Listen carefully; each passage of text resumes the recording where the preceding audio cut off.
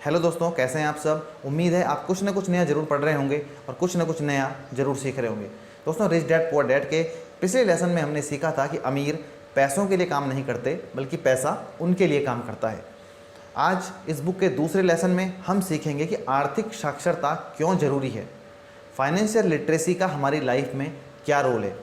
दोस्तों, 1923 में शिकागो में उस समय के ग्रेट लीडर्स एक मीटिंग में मिले। उसमें से अलग अलग इंडस्ट्री के कुछ प्रेसिडेंट, कुछ वाइस प्रेसिडेंट, कुछ ओनर थे कंपनियों के, कुछ शेयर मार्केट के दिग्गज थे। वो अलग अलग जगह के लोग थे, लेकिन अपने अपने फील्ड के दिग्गज लोग थे। वो सब मिले।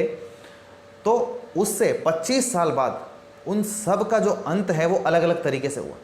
कुछ उसमें से दिवालिया हो गए, कुछ जेल चले गए, फिर जेल से रिहा हुए, कुछ ने आत्महत्या कर ली, कुछ अपने खर्च चलाने के लिए उधार के पैसों पर जी रहे थे, कुछ ने विदेशों में निर्वासित जीवन जिया, वहाँ से भी उनको निर्वासित किया गया। तो इस तरीके से उन सब का अलग अलग अंत हुआ। तो आखिर ऐसा कैसे था कि वो रिच लोग, जो उस समय उतने अमीर लोग थे, इतने सक्सेसफुल लोग थे, वो 25 साल बाद उनकी स्थिति इतनी दयनीय हो गई कि वो किसी के पास पैसे नहीं बचे, कोई दिवालिया हो गया, किसी ने खुदकुशी कर ली जब उसके पास कुछ भी नहीं था। आखिर ऐसे कैसे हुआ, कहाँ गया उनका पैसा आखिर। अगर इसको डीपली आप समझने की कोशिश करोगे, तो जब हम इसको जानने की कोशिश करते हैं तो हमको एक जवाब इसमें मिलता है कि उन सब में वित्तीय साक्षरता की कमी थी, फाइनेंशियल लिटरेसी की उनमें कमी थी। जरूरी नहीं है कि कोई आदमी इतना ज़्यादा सक्सेसफुल है तो उसके पास वित्तीय साक्षरता भी उतनी ही अच्छी है उसके पास, यानी कि उसको फाइनेंशियल नॉलेज भी उतनी ही ज़्यादा है। फाइनेंशियल नॉलेज का मतलब सिर्फ ये नहीं है कि आपको पैसा कमाना आना चाहिए। दोस्तों, ऑथर कहते हैं कि ये महत्वपूर्ण नहीं है कि आप कितना पैसा कमाते हो, बल्कि महत्वपूर्ण ये है कि आप कितना पैसा बचाते हो। गरीब और जो मिडिल क्लास लोग होते हैं वो अपना पैसा जो उनको मिलता है वो महीने के आखिरी में आके सारा पैसा अपना खर्च करते हैं, या तो लायबिलिटीज़ खरीदते हैं। ऑथर कहते हैं कि अगर आपको अमीर बनना है तो आपको फाइनेंशियल लिटरेसी सीखने की ज़रूरत है। स्कूलों में एक्चुअली पैसे का जो सब्जेक्ट है ना, वो स्कूलों में सिखाया नहीं जाता। स्कूलों में सिर्फ आपको ये सिखाया जाता है कि आप पैसा कमा कैसे सकते हो, लेकिन अगर आपको उस पैसे को मैनेज करना नहीं आएगा तो फिर आप कभी अमीर नहीं बन पाओगे। हमने बहुत सारे ऐसे लोग देखे हैं जिनके पास अचानक से कहीं से पैसा आ जाता है, लेकिन 4-5 साल बाद अगर उनकी स्थिति आप देखोगे कुछ सालों के बाद, तो वो वापस अपनी पुरानी स्थिति में ही पहुंच जाते हैं। चाहे किसी को लॉटरी से पैसा मिला हो, या फिर किसी की कहीं से कुछ बड़ी अमाउंट किसी के पास आ गई हो, रिटायरमेंट की आई हो, किसी की भी आई हो, लेकिन वो उस पैसे को रख ही नहीं पाते हैं और वापस अपनी पुरानी वाली दिनचर्या में पहुंच जाते हैं। ऐसा इसलिए होता है क्योंकि फाइनेंशियल नॉलेज की उनमें कमी होती। उनको पता ही नहीं है कि पैसा काम कैसे करता है, पैसे के रूल्स क्या हैं। तो अगर किसी को एकदम पैसा दे दिया जाए तो ये कहना कि वो अमीर बन गया, इससे ये कहना सरासर गलत है। उस समय वो आपको अमीर लग रहा है क्योंकि वो उस पैसे से वो सारी चीज़ें खरीद लेगा जो आपको लगेगा कि वो अमीर है। बट अगर आप लॉन्ग टर्म व्यू में देखोगे तो कुछ सालों बाद वो वापस अपनी पुरानी दिनचर्या में आ चुका होगा। दोस्तों, जब बात फाइनेंशियल लिटरेसी की आती है तो पैसे को मैनेज करने की जब बात आती है तो बहुत से लोगों के पास ये कला है ही नहीं। बहुत से क्या, मैक्सिमम लोगों के पास नहीं है ये कला, क्योंकि लोग पैसे को कमाते तो हैं लेकिन उनको पता ही नहीं है कि इसको हमें रखना कैसे है पैसे को। ऑथर कहते हैं अगर आप अमीर बनना चाहते हो तो आपको एक सिंपल सा रूल समझना है। आपको एसेट्स और लायबिलिटीज़ के बीच में आपको फ़र्क पता होना चाहिए। अमीर लोग एसेट्स खरीदते हैं, जबकि गरीब और मिडिल क्लास लोग क्या करते हैं, वो लायबिलिटीज़ खरीदते हैं। अब आप कहोगे यार ये एसेट्स और लायबिलिटीज़, देखो एसेट्स, ऑथर ने बहुत ही सिंपल तरीके से इसको समझाया है कि एसेट्स वो चीज़ हैं कि जो हमारी जेब में पैसा डालती हैं, लायबिलिटीज़ वो चीज़ हैं जो हमारी जेब से पैसा निकालती हैं। जैसे सपोज करो आपने कोई घर ले लिया, कोई कमर्शियल प्रॉपर्टी आपने ले ली और हर महीने वहाँ से आपके पास रेंट आ रहा है उसका, वो आपकी एसेट है क्योंकि वो आपको इनकम जनरेट करके दे रही है। वो पैसिव इनकम वहाँ से आपके पास आ रही है। आप कोई स्टॉक्स आपके पास अच्छी कंपनियों के हैं, वहाँ से डिविडेंड आपको आ रहा है, तो जो डिविडेंड आपको आ रहा है वहाँ से, वो आपकी पैसिव इनकम है, तो वो आपकी एक एसेट है। तो इसी तरीके से दूसरे भी सोर्सेज हो सकते हैं। तो लाइबिलिटीज़ वो चीज़ है, जैसे आप एक नई कार खरीद लेते हो, तो एक तो जब शोरूम से गाड़ी आ गई उसके रेट अगले दिन से वैसे ही डाउन हो गए। अच्छा, फ़र्क ये भी है कि एसेट्स की वैल्यू जो है वो लगातार इंक्रीज़ होती है, बढ़ती है एसेट्स की वैल्यू, और लाइबिलिटीज़ की वैल्यू धीरे धीरे कम होती है। गाड़ी आपने खरीद ली, आज अगर आपने 8 लाख की गाड़ी खरीदी और कल आप उसको मार्केट में बेच दो सिर्फ एक दिन के बाद, तो लोग उसके उतने रेट नहीं देंगे जो आपने एक दिन पहले दे के आए हो आप शोरूम में। तो एसेट्स और लाइबिलिटीज़ का फ़र्क आपको समझना ज़रूरी है। जो आपकी जेब से पैसा लेगा, अब लाइबिलिटीज़, अब कार आपने ले तो ली, लेकिन हर महीने पेट्रोल के रूप में, इंश्योरेंस के रूप में, उसके मेंटेनेंस के रूप में आपकी जो है जेब से पैसा जाता रहेगा उसका। आपने सिर्फ एक घर लिया इस पर्पज़ से कि मुझे खुद रहना है, तो फिर वो आपकी एसेट नहीं हुई, फिर वो आपकी एक लाइबिलिटी है, क्योंकि हर महीने आपकी जेब से वो पैसा निकालेगा मेंटेनेंस के रूप में, प्रॉपर्टी टैक्स के रूप में। और भी आपने देखा होगा, अपना घर होता है तो कितने सारे इंसान खर्च नए नए उसमें करता है, जबकि रेंट के मकान में आप इतना खर्च नहीं करते हो। तो वो आपकी जेब से पैसा लगातार निकाल रहा है। अब आप बोलोगे यार ऐसा क्या, हम लाइबिलिटीज़ कभी खरीदें ही ना। देखो, अमीर लोग क्या करते हैं, वो लाइबिलिटीज़ खरीदते हैं, लेकिन वो लाइबिलिटी किससे खरीदते हैं, जो उनकी एसेट्स होती हैं वहाँ से उनके पास जो इनकम आ रही होती है ना, वो इनकम इतनी ज़्यादा होती है कि उससे उनकी लग्जरी लाइफ पूरी होती है।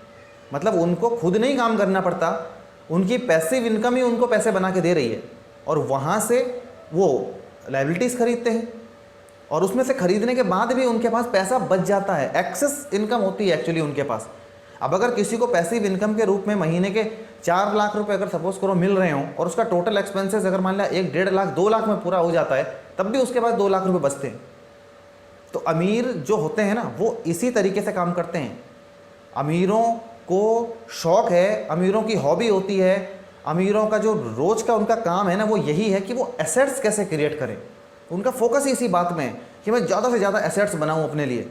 ऐसी वो कंपनीज खड़ी करते हैं, ऐसे वो बिजनेस खड़े करते हैं, ऐसे वो सिस्टम क्रिएट करते हैं कि जिससे कि उनके पास पैसा लगातार आता रहे।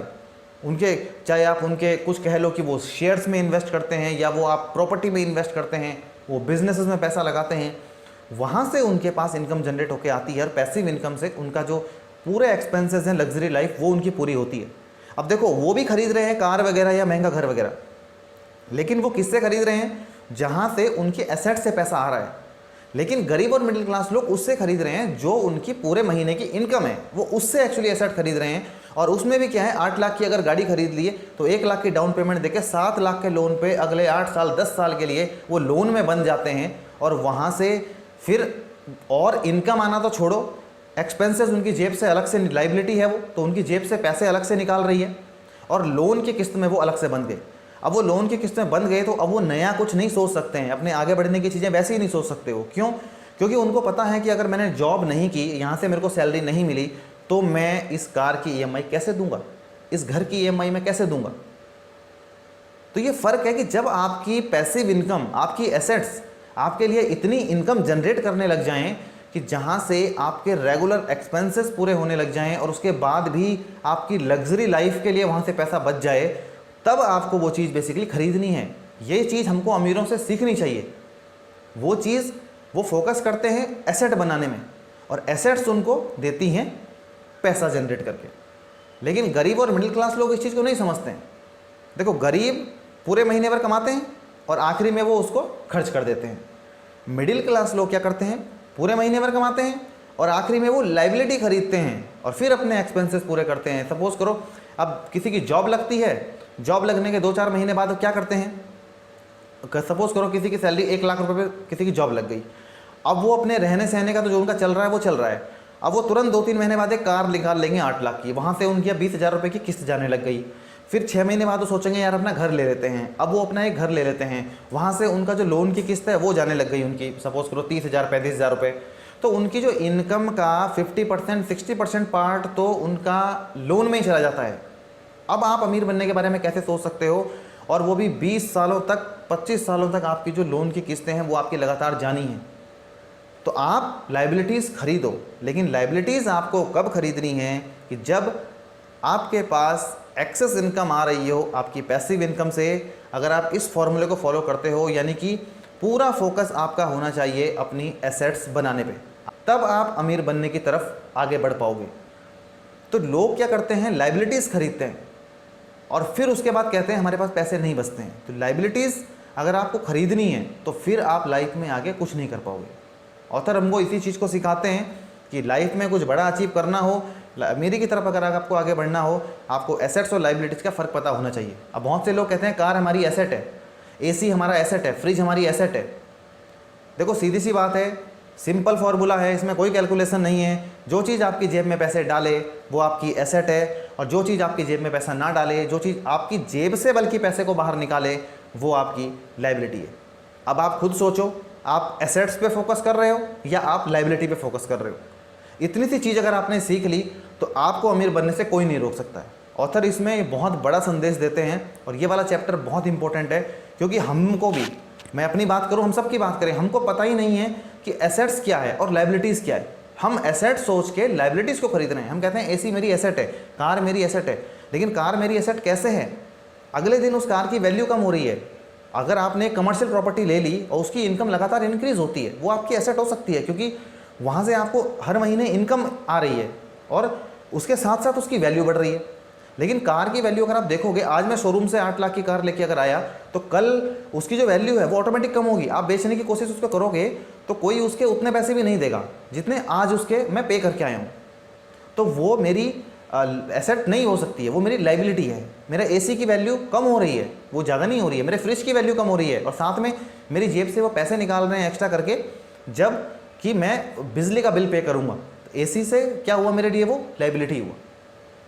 तो अमीर लोगों की तरह आपको भी एक चीज़ करनी है कि लाइबिलिटी आपको तब खरीदनी है जब आपकी एसेट्स आपके लिए पैसा बना कर दें, और मैक्सिमम फोकस आपको करना है अपनी एसेट्स के ऊपर।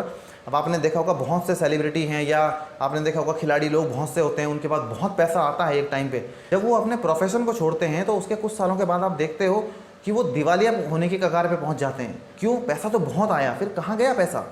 वो इसलिए क्योंकि पैसा मैनेज नहीं करना आया, फाइनेंशियल नॉलेज नहीं थी, और पैसे को उन्होंने उन जगहों पर खर्च किया जो जगह लाइबिलिटी थी, लेकिन वो उसको एसेट समझते रहे, और आखिरी में ये हुआ हस्र कि लाइबिलिटीज़ तो आपको पता है हर दिन कम हो रही है, और आखिर में उनके पास कुछ भी पैसा नहीं बचा। वहीं अगर उन्होंने फोकस किया होता एसेट्स क्रिएट करने पे, इतना पैसा उनके पास आया था, उन्होंने फोकस किया होता एसेट्स बनाने पे, तो वो एसेट्स आज उनके लिए पैसे देने का काम कर रही होती। तो ऑथर कहते हैं अगर आप अमीर होना चाहते हो, अगर आप लाइफ में कुछ बड़ा हासिल करना चाहते हो, तो आपको फोकस करना चाहिए एसेट्स क्रिएट करने पे। दोस्तों उम्मीद है आपको ये चीज़ बिल्कुल समझ में आ गई होगी कि एसेट्स क्रिएट करने से हमको क्या बेनिफिट होगा, और आप अपनी लाइफ में फोकस करोगे एसेट्स क्रिएट करने पे, ना कि लाइबिलिटीज़ क्रिएट करने पे। दोस्तों आपको ये वीडियो कैसे लगी हमें कमेंट बॉक्स में कमेंट करके ज़रूर बताएं। अगली वीडियो में मिलते हैं जहाँ पर हम इसके 3rd चैप्टर के बारे में बात करेंगे। बहुत ही इंटरेस्टिंग चैप्टर है, तो आप उस वीडियो को देखना बिल्कुल भी ना भूलें। चलिए दोस्तों मिलते हैं इस बुक के 3rd पार्ट में।